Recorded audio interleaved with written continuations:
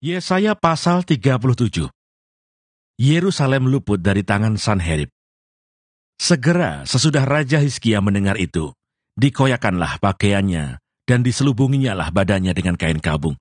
Lalu masuklah ia ke rumah Tuhan. Disuruhnyalah juga Eliakim kepala istana, Sebna panitera negara, dan yang tua-tua di antara para imam, dengan berselubungkan kain kabung, kepada Nabi Yesaya bin Amos. Berkatalah mereka kepadanya, beginilah kata Hizkia, hari ini hari kesesakan, hari hukuman dan penistaan. Sebab sudah datang waktunya untuk melahirkan anak, tetapi tidak ada kekuatan untuk melahirkannya. Mungkin Tuhan Allahmu sudah mendengar perkataan juru minuman agung, yang telah diutus oleh Raja Asyur tuannya, untuk mencela Allah yang hidup, sehingga Tuhan Allahmu mau memberi hukuman karena perkataan-perkataan yang telah didengarnya. Maka baiklah engkau menaikkan doa untuk sisa yang masih tinggal ini. Ketika pegawai-pegawai Raja Hizkia sampai kepada Yesaya, berkatalah Yesaya kepada mereka, beginilah kamu katakan kepada tuanmu, beginilah firman Tuhan, janganlah engkau takut terhadap perkataan yang kau dengar, yang telah diucapkan oleh budak-budak Raja Asyur untuk menghujat aku. Sesungguhnya, aku akan menyuruh suatu roh masuk di dalamnya, sehingga ia mendengar suatu kabar, dan pulang ke negerinya. Aku akan membuat dia mati rebah oleh pedang di negerinya sendiri. Ketika juru minuman agung pulang, didapatinya Raja Asyur berperang melawan Libna. Sebab sudah didengarnya bahwa raja telah berangkat dari Lakis. Dalam pada itu raja mendengar tentang Tirhaka, raja Ethiopia, berita yang demikian. Ia telah keluar berperang melawan engkau. Dan ketika mendengar itu, disuruhnyalah utusan-utusan kepada Hizkia dengan pesan, beginilah harus kamu katakan kepada Hizkia, Raja Yehuda. Janganlah Allahmu yang kau percayai itu memperdayakan engkau dengan menjanjikan Yerusalem tidak akan diserahkan ke tangan Raja Asyur. Sesungguhnya, engkau ini telah mendengar tentang yang dilakukan Raja-Raja Asyur kepada segala negeri, yakni bahwa mereka telah menumpasnya. Masakan engkau ini akan dilepaskan? Sudahkah para Allah dari bangsa-bangsa yang telah dimusnahkan oleh nenek moyangku dapat melepaskan mereka, yakni Gosan, Haran, Resef, dan Bani Eden yang ditelasar? Di manakah Raja negeri Hamat dan Arpad, Raja kota Sefarwaim, Raja negeri Hena dan Iwah? Hizkia menerima surat itu dari tangan para utusan, lalu membacanya. Kemudian pergilah ia ke rumah Tuhan dan membentangkan surat itu di hadapan Tuhan. Hizkia berdoa di hadapan Tuhan, katanya, ya Tuhan semesta alam, Allah Israel, yang bertahta di atas kerubim. Hanya engkau sendirilah Allah segala kerajaan di bumi. Engkaulah yang menjadikan langit dan bumi. Sendengkanlah telingamu ya Tuhan dan dengarlah. Bukalah matamu ya Tuhan dan lihatlah. Dengarlah segala perkataan Sanherib yang telah dikirimnya untuk mencela Allah yang hidup. Ya Tuhan, memang Raja-Raja Asyur telah memusnahkan semua bangsa dan negeri-negeri mereka dan menaruh para Allah mereka ke dalam api. Sebab mereka bukanlah Allah, hanya buatan tangan manusia, kayu dan batu. Sebab itu dapat dibinasakan orang. Maka sekarang ya Tuhan Allah kami, selamatkanlah kami dari tangannya, supaya segala kerajaan di bumi mengetahui bahwa hanya engkau sendirilah Tuhan.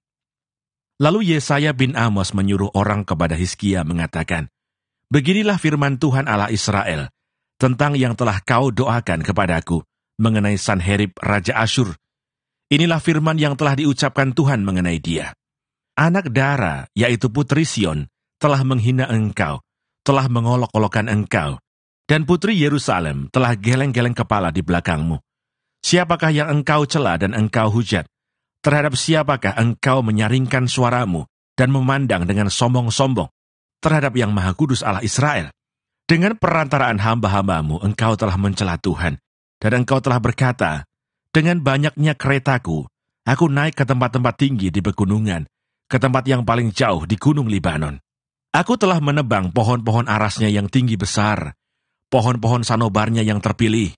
Aku telah masuk ke tempat tinggi yang paling ujung, ke hutan pohon-pohonnya yang lebat. Aku ini telah menggali air dan telah minum air.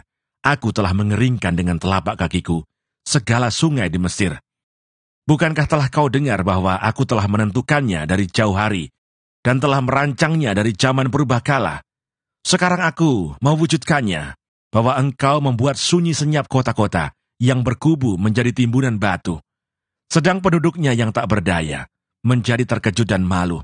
Mereka menjadi seperti tumbuh-tumbuhan di padang, dan seperti rumput hijau, seperti rumput di atas sotoh atau gandum yang layu sebelum ia masak.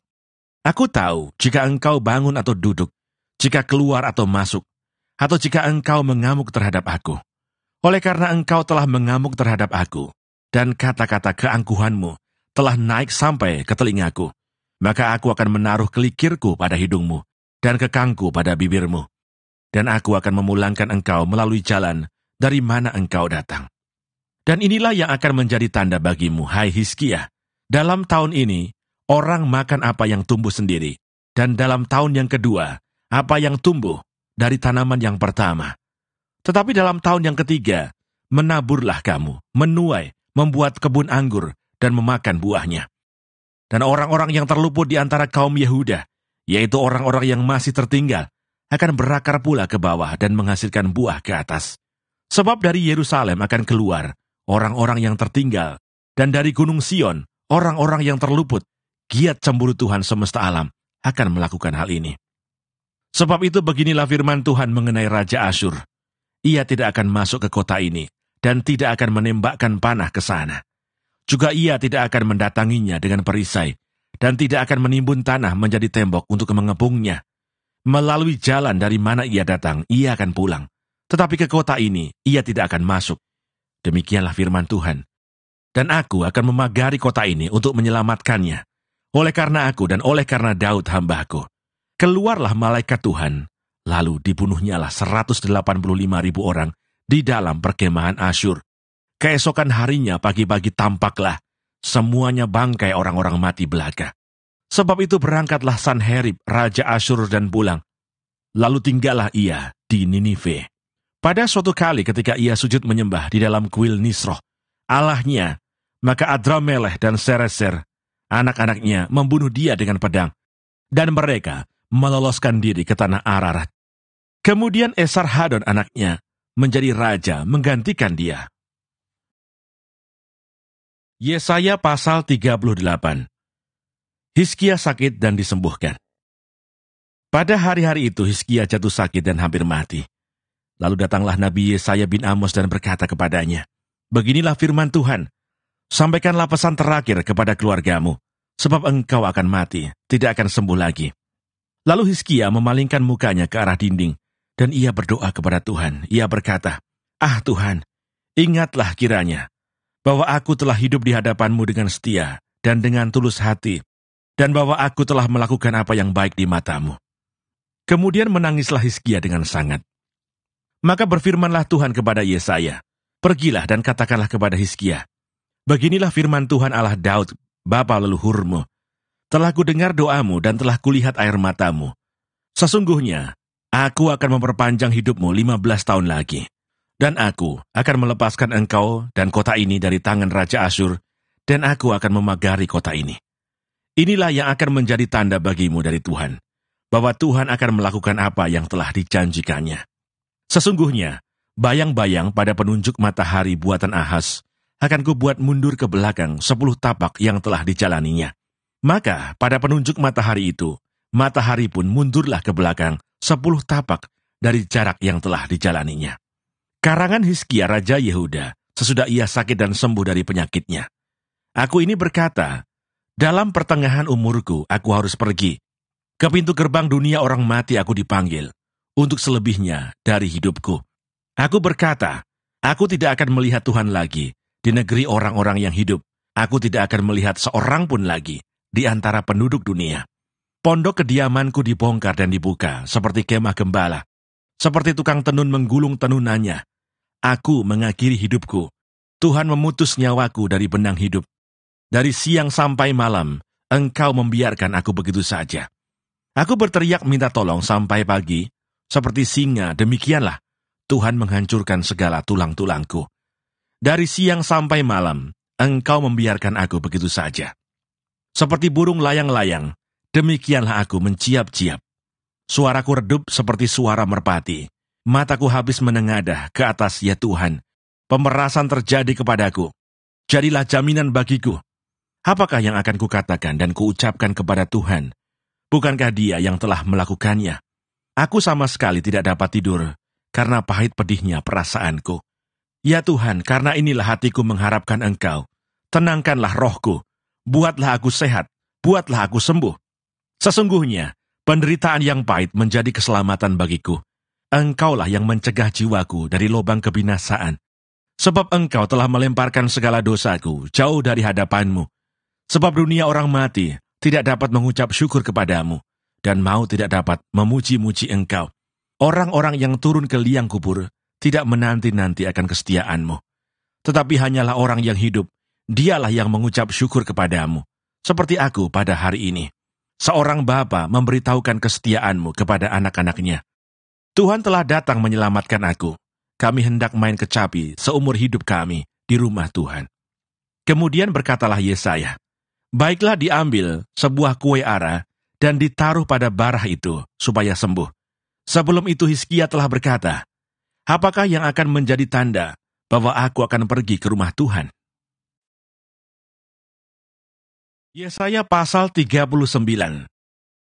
Hizkia dan para utusan dari Babel. Pada waktu itu Merodah Baladan bin Baladan, Raja Babel, menyuruh orang membawa surat dan pemberian kepada Hizkia, sebab telah didengarnya bahwa Hizkia sakit tadinya dan sudah kuat kembali. Hizkia bersukacita atas kedatangan mereka. Lalu diperlihatkannyalah kepada mereka gedung harta bendanya, emas dan perak, rempah-rempah dan minyak yang berharga, segenap gedung persenjataannya dan segala yang terdapat dalam perbendaharaannya. Tidak ada barang yang tidak diperlihatkan Hizkia kepada mereka di istananya dan di seluruh daerah kekuasaannya. Kemudian datanglah Nabi Yesaya kepada Raja Hizkia dan bertanya kepadanya, apakah yang telah dikatakan orang-orang ini, dan dari manakah mereka datang? Jawab Hizkia, mereka datang dari negeri yang jauh, dari Babel. Lalu tanyanya lagi, apakah yang telah dilihat mereka di istanamu? Jawab Hizkia, semua yang ada di istanaku telah mereka lihat. Tidak ada barang yang tidak kuperlihatkan kepada mereka di perbendaharaanku. Lalu Yesaya berkata kepada Hizkia, dengarkanlah firman Tuhan semesta alam. Sesungguhnya, suatu masa akan datang, bahwa segala yang ada dalam istanamu dan yang disimpan oleh nenek moyangmu sampai hari ini, akan diangkut ke Babel. Tidak ada barang yang akan ditinggalkan. Demikianlah firman Tuhan. Dan dari keturunanmu yang akan kau peroleh, akan diambil orang untuk menjadi sida-sida di istana Raja Babel. Hizkia menjawab kepada Yesaya, sungguh baik firman Tuhan yang engkau ucapkan itu. Tetapi pikirnya, asal ada damai dan keamanan seumur hidupku.